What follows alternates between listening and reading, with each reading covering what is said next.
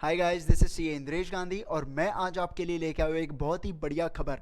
मैं जानता हूँ कि आपका ग्रुप वन कंप्लीट हो चुका होगा, अभी तक बहुत अच्छे से कंप्लीट हो चुका होगा सिंस हमने आपको फ्रेशली रिकॉर्डेड लेक्चर्स, ना कि हमारे पुराने लेक्चर्स हमने आपको नहीं चिपकाया। हमने आपको नए लेक्चर्स शूट करके अच्छे से प्रोवाइड करवा दिए हैं और हमने ऑनलाइन डाउट सेशंस भी ले लिए ताकि आपको कोई भी प्रॉब्लम ना हो। इन शॉर्ट में अगर कहूँ तो कोरोना का इफेक्ट हमने हमारे ऊपर नहीं पड़ने दिया। अब जो मैं आज जो स्पेशली आपके साथ चर्चा करने आया हूँ, मैं वो इस बारे में आया हूँ कि हमारी जो 1 जून से है हम लोग शुरू करने जा रहे हैं हमारा सीए इंटरमीडिएट का ग्रुप 2। जी हाँ, सीए इंटरमीडिएट का ग्रुप 2 1 जून से चालू होने जा रहा है, जिसमें अगर मैं बात करूं फैकल्टीज़ की सबसे पहले तो पीएच मिटकरी सर जो 41 ईयर्स का जिनका एक्सपीरियंस है कॉस्टिंग एंड फाइनेंशियल, कॉस्टिंग उन्होंने ग्रुप 1 में पढ़ाया, वो ग्रुप 2 में फाइनेंशियल मैनेजमेंट पढ़ाने वाले हैं। ऑब्वियस सी बात है, ये मैं अगर आप इनकी बात करूं मैं तो ये बड़े बड़े जो कंपनीज होती है उनको भी ये कंसल्टिंग देते हैं regarding their costing and financial things वगैरह सब चीज़ों से इनका बहुत अच्छा एक्सपीरियंस है। सेकेंडली मैं बात करता हूँ निखिल साडा सर की। निखिल साडा सर आपको ग्रुप 1 में टैक्सेशन पढ़ाए थे। जो जो जो देखिए, जो हमारा एफएम का जो होता है ना, उसमें 60 मार्क्स एफएम के लिए आता है एंड 40 मार्क्स इकोनॉमिक्स के लिए आता है। तो हम हमारी एक स्पेशलाइज्ड फैकल्टी दे रहे हैं इकोनॉमिक्स के लिए, जो आपको थरो अंडरस्टैंडिंग जिनका है इकोनॉमिक्स का। तीसरी मैं बात करूंगा जुबैर खान सर की। जुबैर खान सर की क्या बात करूं, इन्होंने डिप्लोमा इन आईएफआरएस किए हैं और फिर इन्होंने पोस्ट क्वालिफिकेशन कोर्सेज भी किए हैं इंडेस के ऊपर जो हमारे इंस्टीट्यूट का होता है। तो और क्या चाहिए। और खास करके अगर मैं बात करूं इनकी, तो ये अकाउंट्स के साथ साथ अकाउंटिंग स्टैंडर्ड, जो मतलब ऑब्वियस बात है, जो अकाउंट्स इतने अच्छे से पढ़ा सकता है अकाउंटिंग स्टैंडर्ड, उसके लिए क्या बात है। तो वो अकाउंटिंग स्टैंडर्ड भी खुद ही पढ़वाते हैं और बहुत अच्छे से इनका अकाउंट्स हिट है आज की डेट में मार्केट में। मैं बात करूंगा चौथे नंबर पे हमारे अमन सर की। अमन सर की मैं बात करने चाहूँ तो सीए सीएस सीए में तीनों डिग्री के इन्होंने कोर्सेज कर रखे हैं। उसके बाद अगर मैं बात करूँ तो ये खुद सीसा डीसा हर चीज क्वालिफाई करके रखे। तो इनसे अच्छा आईटीएसएम कौन पढ़ा सकता है, ईआईएसएसएम कौन पढ़ा सकता है।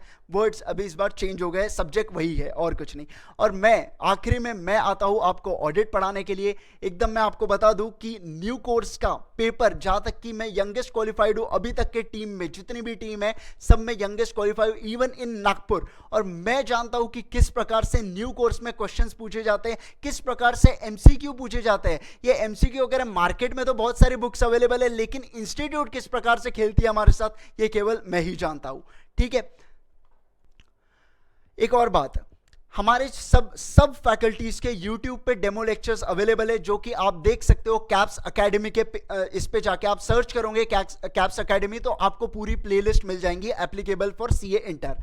ठीक है। तो इन सब के लेक्चर्स, हम सब के लेक्चर्स अवेलेबल है यूट्यूब के ऊपर। दूसरी मैं इस बैच की अगर खास बात बताऊं तो हम ऑनलाइन यहाँ पे डाउट सेशंस भी लेने वाले हैं आपके। पहली बात तो ये स्टूडियो रिकॉर्डेड फ्रेश लेक्चर्स आपको प्रोवाइड किए जाएंगे। मैं फिर से बता रहा हूँ, ये पुराने लेक्चर्स कोई होंगे क्लास वास के शूट हुए आपको चिपकाए नहीं जाएंगे। फ्रेशली रिकॉर्डेड लेक्चर्स दिए जाएंगे आपको, जो आपके लिए एकदम सही तरीके से एप्लीकेबल होंगे नवंबर 20 के लिए। I am really sorry. Okay, तो ये चीज थी हमारी खास, मैं टीम के बारे में आपको बता चुका हूं। अब हम लोग इंटरेक्शन करेंगे हमारे पीएच मिटकरी सर से, जो हमारे मेंटर भी है और जो हमारी prime faculty and director of Mitkari sir's CAPS है। चलिए आइए मिटकरी सर से मिलते हैं अब। Thank you Indresh sir. Generally मैं ऐसे वीडियोस वगैरह इसमें नहीं आता क्योंकि वो मेरा स्वभाव नहीं है।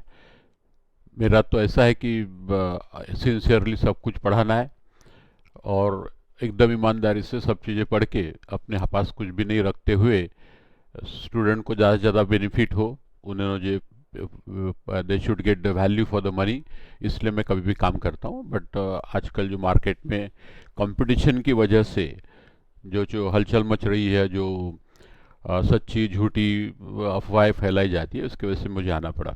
तो आप थोड़ा सा ध्यान से सुनिए।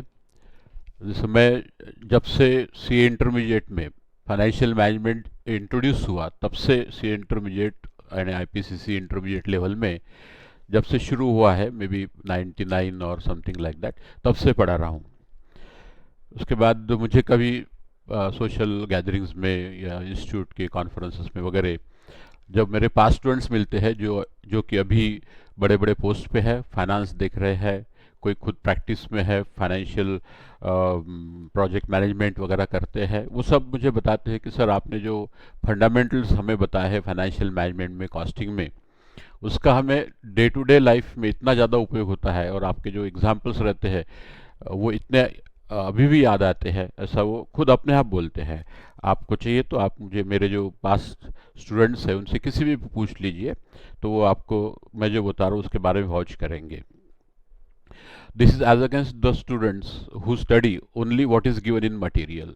मतलब मैं जो पद बढ़ाता हूँ, आपने देखा होगा जिन्होंने कॉस्टिंग अटेंड किया उन्होंने भी, कि सारी चीज़ें मतलब सब्जेक्ट से रिलेटेड तो बताता ही हूँ, कंसेप्ट बताता ही हूँ, एग्जाम क्वेश्चंस तो होते ही है, थियोरटिकली क्वेश्चन आंसर तो होते ही है, बट इसके अलावा जो डे टू डे लाइफ में जो लगने वाली चीज़ें रहती है वो भी मैं आपका साथ साथ एक्सप्लेन करते जा रहा हूँ, so that my intention is आप जो है एक सक्सेसफुल और अच्छे प्रोफेशनल बने। This is as against those students who study from those faculties who just learn what is given in material। तो पहली बात तो ये है कि हमारे जो कंपटीशन वाले हैं वो मार्केटिंग के लिए स्टूडेंट को गुमराह करने के लिए मेरे बारे में कुछ भी अनाप शनाप बोलते जा रहे हैं। आपने भी सुना होगा, हमारे भी काफ़ी स्टूडेंट लोगों ने हमारे पास उनके मोबाइल्स के स्क्रीनशॉट्स वगैरह लेके भेजे हुए हैं, तो उसकी वजह से मुझे आज यहाँ पे आके आपसे बात करने का ज़रूरत पड़ा। नाउ जनरली जैसे कि वो कॉस्टिंग के एडमिशन्स के समय, फर्स्ट ग्रुप के एडमिशन के समय वो बोल रहे थे कि कॉस्टिंग में उन्होंने बोला था कि नोट्स में रिकन्सिलेशन नहीं। अब ये लोग इतने बुद्धू है, इतने गधे हैं कि उन्होंने सिर्फ इंडेक्स देखा, उस पर देखा ही नहीं कि वो रिकन्सिल चैप्टर कहाँ पे है करके। तो क्योंकि इंस्टीट्यूट ने 7वां नंबर का चैप्टर में दोनों नॉन इंटीग्रल, इंटीग्रल और रिकन्सिलेशन इंक्लूड किए, इसलिए मैंने भी हमारे कोर्स, हमारा जो मटेरियल है उसमें ये 2 चैप्टर कंबाइन कर दिए, उसको एक ही नंबर दिया था 7। लेकिन अंदर जब देखेंगे तो 7A 7B आपने अभी पढ़ा हुआ बाय दिस टाइम। तो वो कितना सरासर झूठ बोलते हैं इससे आपको ये ध्यान में आएगा। दूसरा, वो जो लोग कॉस्टिंग के बारे में अफवाहें उड़ा रहे थे, that was regarding contract costing. अब तक मैं कॉन्ट्रैक्ट कॉस्टिंग के बारे में आपको कुछ नहीं बोला, इसलिए नहीं बोला कि जब तक कि आप पूरा वो सब्जेक्ट समझ नहीं लेते हो तब तक कि मैं क्या बोल रहा हूँ ये आपको समझेगा नहीं। तो अभी आपने शायद कॉन्ट्रैक्ट कॉस्टिंग के मेरे वीडियो देख लिए होंगे, अब मैं आपको उसमें से क्या सच है क्या झूठ है बताता हूँ। अभी इंस्टीट्यूट एक तो पहले बोलते कि अमेंडमेंट हुआ है, तो ये तो पहली बात तो गधों को ये नहीं समझता कि अमेंडमेंट सिर्फ लॉ में होता है, कॉस्टिंग इज नॉट लेजिस्लेचर।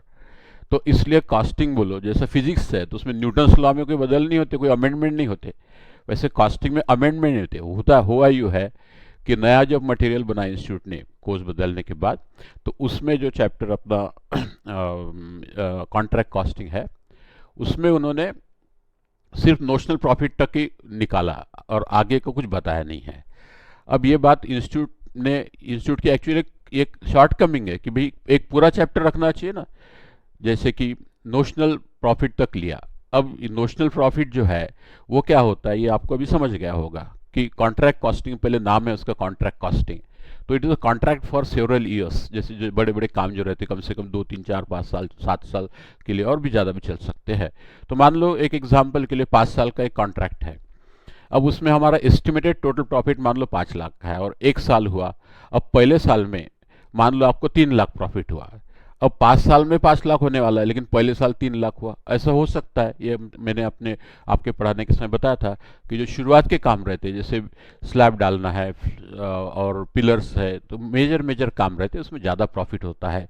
लेकिन इसका मतलब ये नहीं कि हर साल 2-2 लाख होगा। तो इसलिए ये प्रूडेंस है कि भाई 5 साल में 5 लाख होगा तो काम कितने % कम हुआ उसके हिसाब से उतना प्रॉफिट लेना चाहिए। तो जो नोशनल प्रॉफिट अपने को ज़्यादा दिख रहा है उसको जो है वो हम लोगों ने ट्रांसफ़र करना चाहिए रिजर्व में। तो ये सारी बातें जो है इंस्टीट्यूट ने कवर नहीं की है। तो ये हो सकता है कि इंस्टीट्यूट का मटेरियल बनाने वाले का छूट गया हो, या मान लो कि नहीं भी छूटा हो तो ऐसा कोई उसने नहीं है कि नोशनल प्रॉफिट के आगे पूछेंगे ही नहीं, कॉन्ट्रैक्ट कॉस्टिंग है। ऐसा कोई सर्टिफिकेट दिया कि इंस्टीट्यूट ने कि मटेरियल में जितने शब्द है उतने ही क्वेश्चन पेपर में पूछेंगे, उसके बारे उसके आगे पीछे कुछ भी नहीं पूछेंगे, ऐसा नहीं है। कितनी बार देखा है कि there are so many things which are asked in the exam which are not in the material and which I purposely cover. तो ये पहली ये बात है। दूसरा, आप देखेंगे कि एक अकाउंटिंग स्टैंडर्ड भी होता है, आपने देखा होगा अकाउंटिंग स्टैंडर्ड्स में भी कॉन्ट्रैक्ट कॉस्टिंग कवर्ड है, उसमें भी उन्होंने बोला हुआ है। ऐसा नहीं बोला है कि नोशनल प्रॉफिट है वो ज्यादा डाल दो पीएनएल में। यदि नोशनल प्रॉफिट डायरेक्ट पीएनएल में डालना होगा तो उसको नोशनल प्रॉफिट ही काहे को बोलते थे, उसको सिर्फ प्रॉफिट बोलते थे। तो ये कॉन्ट्रैक्ट, ये वन पीस कॉन्ट्रैक्ट रहता है फॉर द गिवन पीरियड का, और अपने को पीरियडिकली पीएनएल बैलेंस शीट बनाने के लिए एक प्रॉफिट निकालना पड़ता, रेवेन्यू या इनकम रिकॉग्नाइज करना पड़ता। तो उसके कुछ नॉर्म्स है, तो अकाउंटिंग स्टैंडर्ड में भी उन्होंने डिस्कस किया है। उन्होंने नहीं, अकाउंटिंग स्टैंडर्ड ने ये नहीं बोला कि नोशनल प्रॉफिट पीएनएल में डाल दो करके, तो वहां पर भी ये बोला है कि आप डिग्री ऑफ कंप्लीशन निकालो, परसेंटेज कंप्लीशन वर्क कितना हुआ, then total profit on completion कितना होगा वो देखो, और जितना परसेंट काम हुआ है उस हिसाब से आप प्रॉफिट ट्रांसफर करो। इसी का मतलब हो गया कि जो एक्सेस प्रॉफिट दिखता है आपको, तो उसका जो है आपको रिजर्व बनाना पड़ेगा। फिर उसके बाद यदि आने वाले कॉन्ट्रैक्ट में फ्यूचर में लॉसेस है, तो हमें मालूम है कि as per our principles losses has to be provided at the earliest. So पहले लॉस प्रोवाइड करना पड़ेगा, तो उसके लिए भी सीधा नोशनल लॉस पीएनएल में डाल के, नोशनल प्रॉफिट पीएनएल में डाल के चलेगा नहीं। यदि इस साल प्रॉफिट हुआ है, आगे सब्सिक्वेंटली लॉस होने की उम्मीद है, तो आपको लॉस की प्रोविजन पहले ही करनी पड़ेगी। तो ये सारी चीज़ें अच्छे से समझने के लिए मैंने वो सारी चीज़ें कन्वर्ट की है। रही बात एग्जाम की, तो मैं आपको हर प्रॉब्लम में बताता हूँ कि यदि हर प्रॉब्लम में आपको बताता हूँ कि एग्जाम में जब आप पढ़ेंगे, एग्जाम में जब अब आप क्वेश्चन पढ़ेंगे, तो उसमें आपको एग्जैक्टली उतना ही लिखना है जितना पूछा है। ये तो मैंने हर प्रॉब्लम बताया हुआ है। तो यदि उन्होंने बोला है कि नोशनल प्रॉफिट निकालो, उतना ही पूछा है, जैसे मटेरियल में है वैसा, मटेरियल के जो क्वेश्चन में उसने बोला फाइंड नोशनल प्रॉफिट, तो just find out notional profit, उतना ही करो, आगे क्या को करते। तो ज़्यादा पढ़ने में उसमें कोई तकलीफ नहीं है, वो आपको प्रैक्टिकल लाइफ में भी काम में आने वाला है। और कभी कभी गलती से ऐसे प्रॉब्लम पूछ लिया कॉन्ट्रैक्ट कॉस्टिंग में कि जहाँ पे पहले साल प्रॉफिट है और आगे में एस्टिमेटेड लॉस होने वाला है, तो वहाँ पे सिर्फ नोशनल प्रॉफिट वाला जो फंडा मटेरियल में दिया है वो कुछ भी काम नहीं आने वाला हूँ।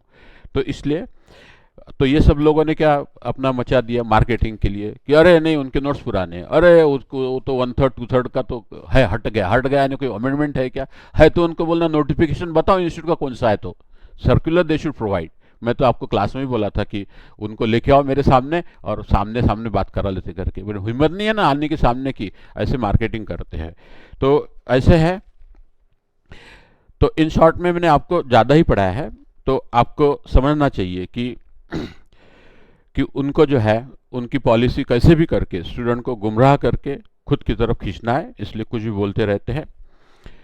और ख़ास तौर पे वो जो दो लोग हैं, मैं उनको मेरिटोरियस बुद्धू करके संबोधता हूँ।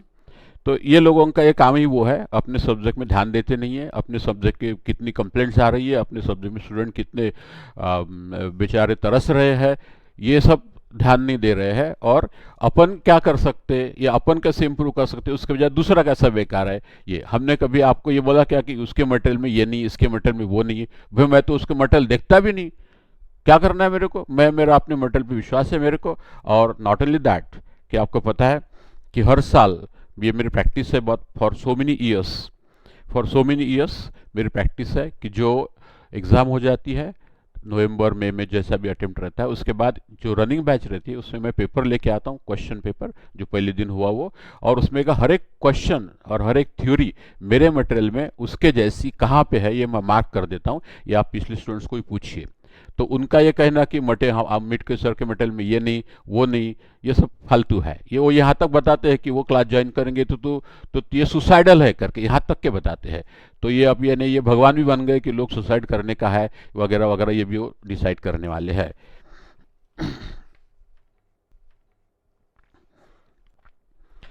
वैसे अभी जब सेकेंड ग्रुप के एडमिशन की बात आती है, तो एफएम के बारे में भी वो लोग आपको गुमराह कर रहे हैं कि वो नोट्स पुराने हैं। अब जहाँ तक मुझे मालूम है अभी तक नोट्स सर्कुलेट नहीं किए मैंने, तो इनको कैसे पता चल गया कि नोट्स पुराने हैं। अब आप ये सोचिए, पहली बात। दूसरी बात, मैं आपको एश्योर करता हूँ कि मेरे नोट्स में सारे एग्ज़ाम क्वेश्चंस जो भी है वो इंक्लूड है, और इंस्टीट्यूट के मटेरियल से भी जो क्वेश्चंस है वो भी इंक्लूड है, और जो है थ्योरी भी इंक्लूड है। वो आपको लेंगे थ्योरी इंक्लूड नहीं है, अभी थ्योरी आपको क्वेश्चन आंसर फॉर्म में मैंने दी हुई है। अब भाई कोई material as it is word to word print करके आपको देने में क्या मतलब है, वो तो आपके पास आता ही है वैसे ही मटेरियल इंस्टीट्यूट से, तो एज इट इज़ मटेरियल छाप के देना या उसका इसका एंड का कॉमन, कॉमा का एंड और एंड का बट करके देने में मेरे को कोई सेंस नहीं है ना। तो I have to make my own notes, और learning is a process. One has to understand कि कौन सा चैप्टर पहले पढ़ाने से, कौन सी बात पहले बताने से स्टूडेंट को ज़्यादा अच्छा समझेगा। इस हिसाब से मेरे अपने एक्सपीरियंस से मैंने नोट्स बनाए हैं। तो आप बिल्कुल एश्योर्ड रहिए कि नोट्स के बाहर का पेपर में हार्डली कभी कुछ आया हुआ होगा, यानी कभी कुछ आता ही नहीं, ऐसा समझ लीजिए तो भी कोई हरकत हरकत नहीं है।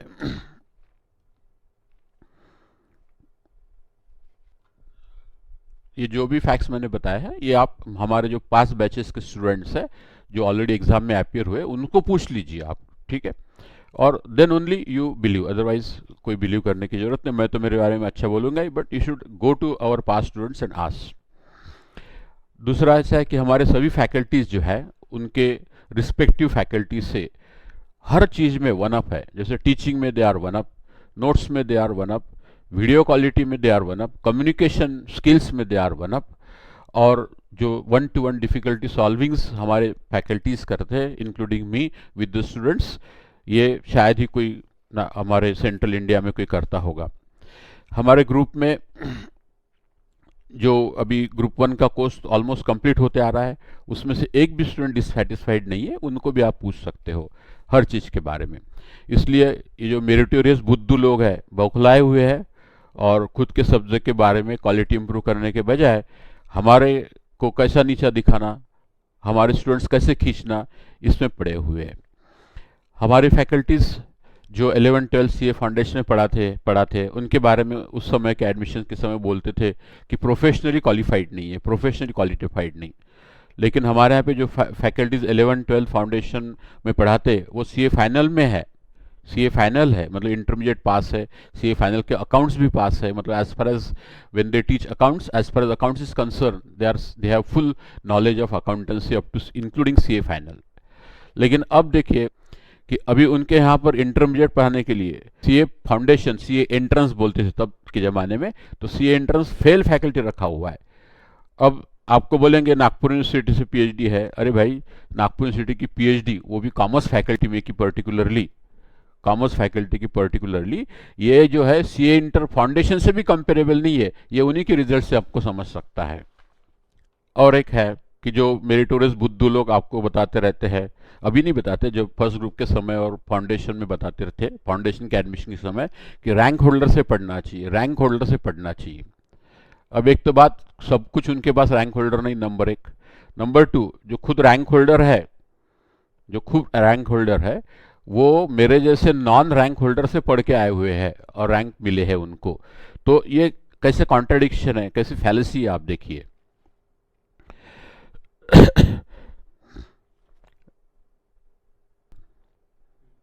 सिर्फ उनका काम है कि स्टूडेंट्स लोगों को मोटिवेशन में हाई वैल्यूज बताने का, मोटिवेट करने का, इधर उधर से यूट्यूब के वीडियो ट्यूब देख के वो अपने इसमें इंक्लूड करके स्टूडेंट लोगों को भी इम्प्रेशन मारने का।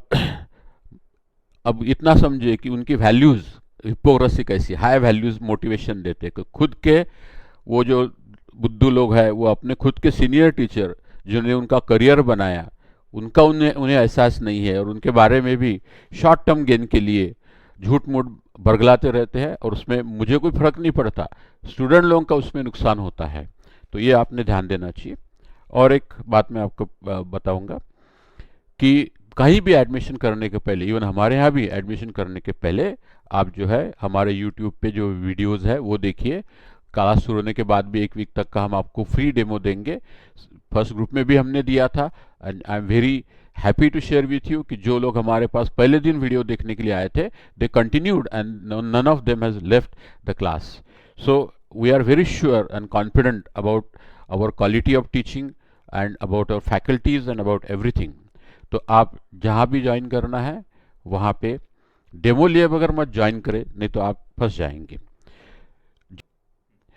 और एक बात मुझे याद आ गई जो मैं आपसे शेयर करना चाहूँगा कि पूरे नागपुर के हिस्ट्री में सिर्फ एक जन मेरिट फर्स्ट आया हुआ है सीए फाइनल में, गौरव श्रीवागी नाम से, और उसने कैप्स में सिर्फ कॉस्टिंग, मेरा कॉस्टिंग लगाया था फाइनल का, बाकी कोई भी सब्जेक्ट नहीं लगाया था, and he was all India ranker 1।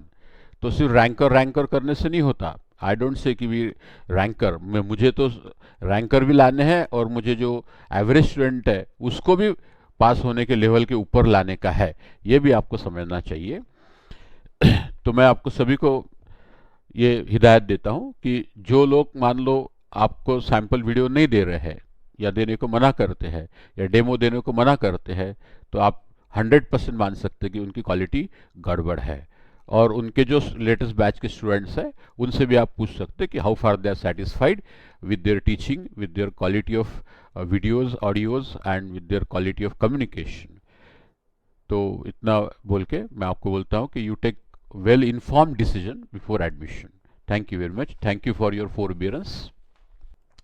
So guys, conclude करने से पहले मैं आपको एक ही चीज़ बोलूँगा कि हमारे इस सबके डेमो लेक्चर्स अवेलेबल है, आप ज़रूर यूट्यूब पे देखिए उसे। और मैं एक और मतलब अगर एक बात बोलूँ कि किसी के मार्केटिंग स्ट्रैटेजी पे मत फॉल कीजिए, आप वो देखिए जो आपको सूट हो रहा है। आप लोगों की चार बात सुनते हो, कोई आपको मतलब भड़का रहा है या कोई आपको अपने मार्केटिंग स्ट्रैटेजी में इन्वॉल्व कर रहा है, ऐसी चीज़ें मत कीजिए। जो आपको अच्छा लगे आप केवल उसी की क्लासेस कीजिए, ठीक है।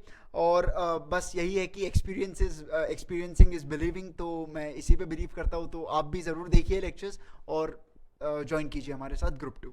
Thank you.